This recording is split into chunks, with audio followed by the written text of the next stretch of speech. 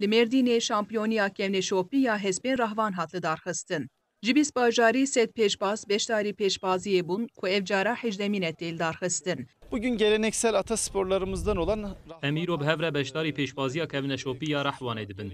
Di vê çarçovê de saya xebata kesên qedirbilind kubkedeke mezin salan el hespê Rahwan dinerin, Emîro hejdemîn pêşbirka hespên Rahwanê li dar dixin û em bi hevre şahidiya vê yekê dikin. düzenlendiğine şahitlik yapıyoruz. Sed pêşbaz bi kelecanek mezin ketin rekabetî. Rahwan atları Mardin'in Hespên Rahwanê mîrata çandiya Mêrdînê ango kevneşopiya me ye. Di hezaran sala ku ev hesp li herêma me tên eslahkirin û li gelek deverên Anadolê hespên Rahwan hatiye bikaranîn.